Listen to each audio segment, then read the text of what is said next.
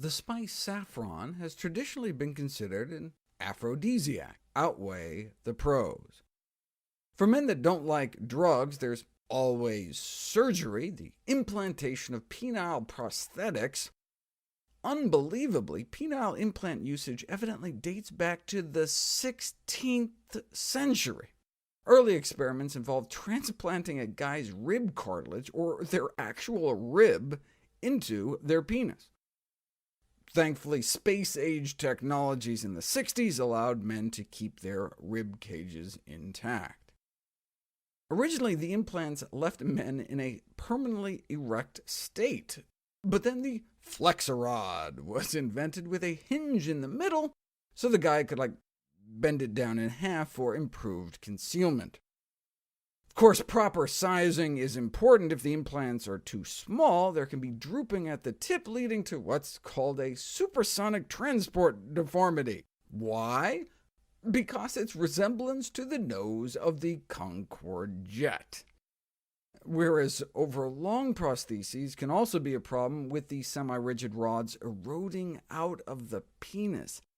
Although they generally perforate into the urethra, the rods can also extrude through the tip or the shaft. Ouch. Now there are inflatable devices, and perhaps one day there will be expandable foams that respond to external magnetic fields, or metal mesh technology that could expand and retract in a cage-like fashion.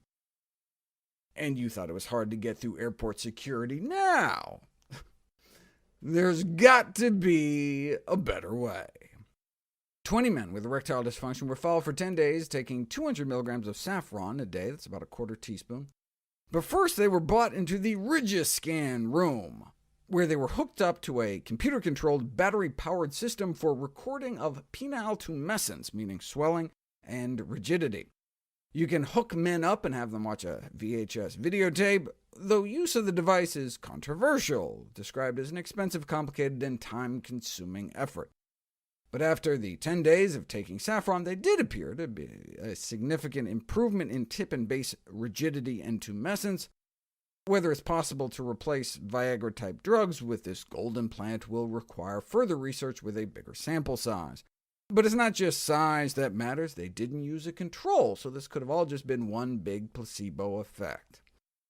Finally, though, a head-to-head challenge: saffron versus Viagra. Now, normally there's a third group, a placebo group as well, but evidently they felt it would be unethical to let men go 12 weeks without an effective treatment. The saffron appeared safer, significantly fewer side effects like severe headaches, hot flushes, nasal congestion, and nausea, but not effective at all. So that's why I never did a video on the subject. It just doesn't seem to help. But maybe it's because they made the mistake of taking the saffron orally as opposed to rubbing it on their penis. The effects of topical saffron on erectile dysfunction. About half of middle-aged men appear to suffer. So how about a randomized, double-blind, placebo-controlled study? A gel containing 1% saffron, or, instead of saffron, a gel containing a little golden yellow food coloring so they looked the same, though presumably half the penises smelled like paella. I guess they didn't control for that. Both groups were trained to rub a pea-sized amount of the gel on their penis half an hour before sexual intercourse, and then were reassessed a month later. And compared to the food coloring gel, the saffron did lead to significant improvements in function and desire and overall satisfaction.